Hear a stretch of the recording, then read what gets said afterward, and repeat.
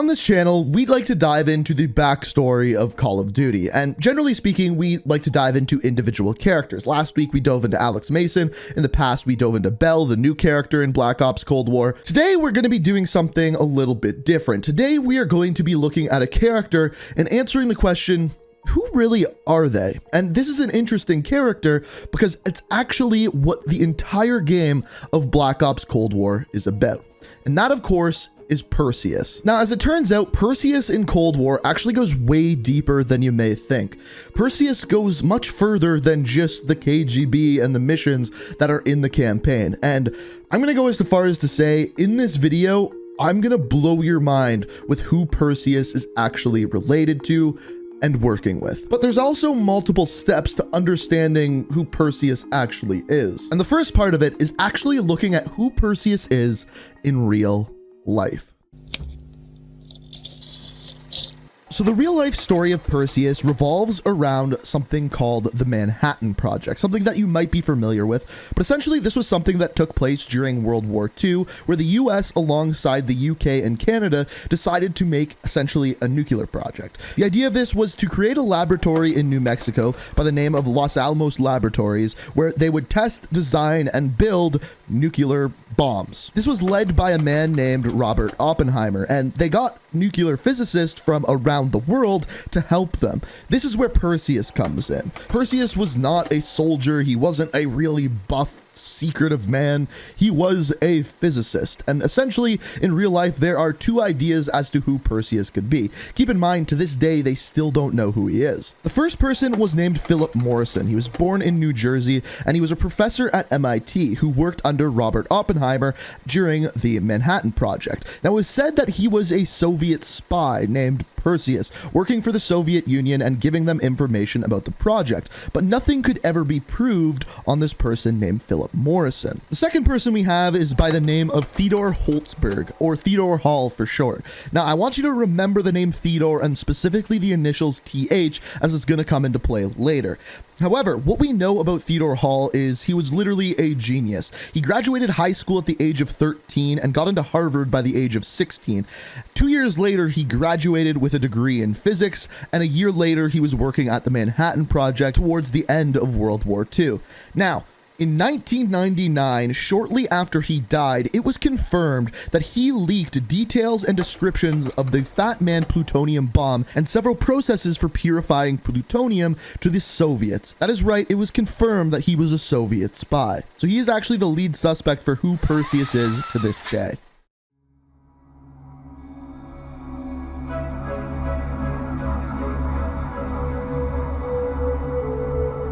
So we're not going to go through the whole story of hunting Perseus. We have many videos going over the whole Black Ops Cold War story. But by the end, Bell remembers his time in a meeting with Perseus. It is this older gentleman that you are seeing here who is obviously a part of the Russian army. And in fact, if we look at a later cutscene and look a little bit more specifically at what he is wearing, he appears to be an actual Russian general. Based off of the epaulets with the kind of leaves and the star in the middle with the red epaulet, that actually means that he's some sort of army general. Now, we don't know whether he was in the past or currently is at the point of taking this picture. However, this is actually not that important because as we find out in the evil ending, this is not Perseus. In fact, no one man is actually Perseus.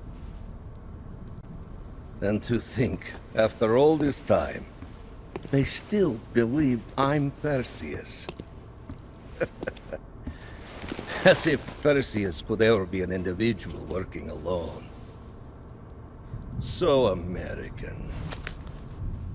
So in this ending, it's not canon, but what we find out is that Perseus is not just an individual soldier and an individual person doing all of these acts. It is a corporation or a group of people all working together for the sole purpose of taking down America, or taking down the West, if you will. So really the question we should be asking isn't who is Perseus, but rather who is in Perseus. Now, a bunch of the Perseus agents are incredibly obvious. Everyone sitting at the table in this cutscene here is obviously a member of Perseus. On the left, you have Anton Volkov, one of the people that you take down in the campaign. On top of this, you have Kasim Javadi, who is the very first person that you take down at the beginning of the campaign, who gives you the name of Arash Kadivar. Arash Kadivar is the one that you take down at the airstrip, and he is in charge of weapon smuggling, getting weapons in and out of areas to Perseus agents and Perseus soldiers. After this, you have Vladimir Rudenik. He is one of the people who is inside the KGB and getting information directly from the KGB and giving it to the various Perseus agents. And then finally, the last person you have here is by the name of Robert Aldrich. And this is a character who is in charge of recruiting people into Perseus. He is the one who knows all of the members inside, and that is why when you take him down in the campaign, it stops him from expanding the Perseus soldiers and the Perseus army. Now, there is one other person that we are introduced to in the campaign. When you go to Cuba to track down one of the nukes for Operation Greenlight, you were introduced to a scientist by the name of Theodore Hastings. Remember how we were talking about Theodore Hall earlier? Well, I don't think it's a coincidence that the scientist that we're introduced to in this game goes by the initials TH and is a member of Perseus. Now, in the campaign, Perseus, or the main guy in Perseus, who is that general that we talked about before, ends up turning on him, shooting him, and just using him for his knowledge. But there is definitely a crossover there. Here's where things get more confusing, though. In the mission in the KGB headquarters, you are introduced to two other characters, Lev Kravchenko and Imran Zakhaev. Now, originally when I first played this mission, this told me that Imran Zakhaev was working with Perseus, and that is why he was inside the KGB headquarters.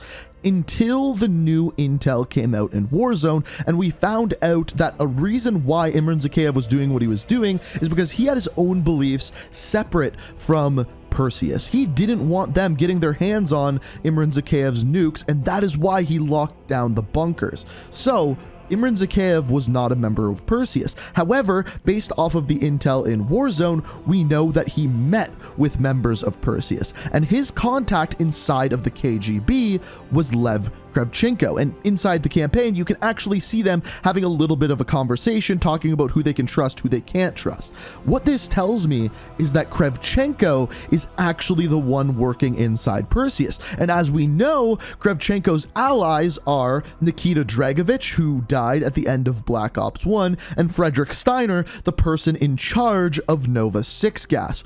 But it goes much deeper than this. So we can assume that all of these characters, the main bad guys from Black Ops 1, are all a part of Perseus. But there is one more character added in Season 1, and that is Stitch, and his backstory goes like this. He was working with Steiner doing the Nova 6 gas on Rebirth Island when he was captured when the CIA attacked Rebirth Island in Black Ops 1.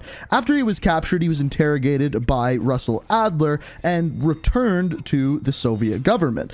At this time, the Soviets thought that he turned on them, so imprisoned them in the exact same prison that we saw in Modern Warfare 2, the same prison that Captain Price was held in. At some point along the way, the prison was attacked and Stitch was saved by Perseus. Ever since then, Stitch has been working alongside Perseus, creating Nova 6 gas and giving it to them. However, there's a bit of a twist. And for this twist, Raul Menendez is actually involved.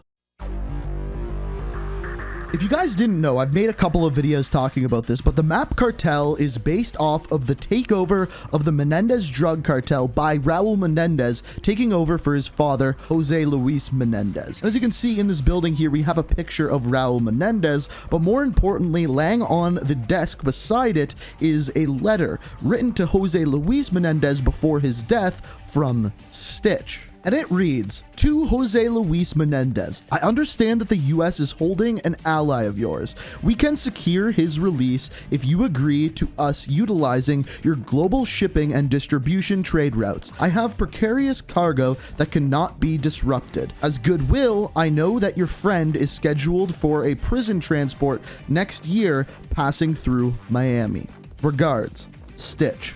So, First of all, this was in the game before Season 1, so we could have predicted that Stitch was a character coming to the game. On top of this, it also describes what's going on the map of Miami. This is actually a prison transport of a mysterious person. By the way, in case you're wondering who this mysterious person is, I believe it is Manuel Noriega, who is kind of Raul Menendez's right-hand man in Black Ops 2, and there's a whole other backstory behind him as well, which is a huge part of Black Ops 2. Now, of course, the distribution and shipping of this precarious cargo is of course talking about Nova 6 gas that they are eventually shipping to the Pines Mall in New Jersey, which is what we see in the Season 1 cutscene. Now, what this tells us is that the Menendez drug cartel is working with Perseus as kind of like a shipping and distribution company. Of course, using their drug cartel as the front for that, which is pretty insane that now Menendez is getting tied up with Perseus. Believe it or not, this is huge for the Black Ops story because this could actually be the reason how Woods gets captured by Raul Menendez. He is hunting down Perseus, who is working with Menendez. Menendez captures Woods, and that's how that all takes place. So we're actually starting to see how Raul Menendez kind of fits into this overarching Black Ops story, which is pretty damn cool. Now, this got me thinking. As we know, Modern Warfare 2019 is in this same universe, which means everything takes place on a timeline. Now, in Black Ops 2, there is two timelines going on. There's the stuff going on in 1986, like Frank Woods being captured, for example, but there's also the other half where you play as David Mason, and this takes place in the year 2025. What got me thinking is that the next Modern Warfare 2 game, if it comes out next year, we can assume that it's taking place in the year 2021. And with this is only 4 years before Black Ops 2, which made me think it is actually possible that David Mason could become a member of Task Force 141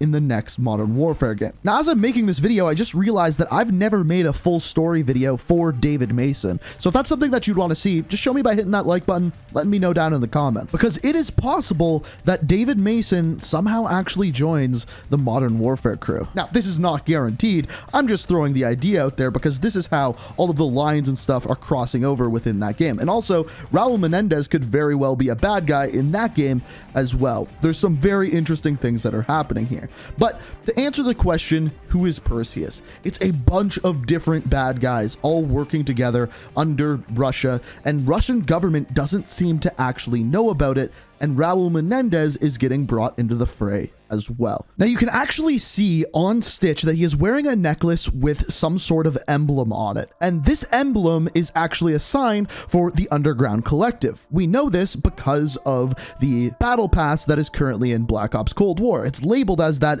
in an emblem. But if you actually look online, it appears as though this is becoming the banner for Perseus. This is Perseus's logo.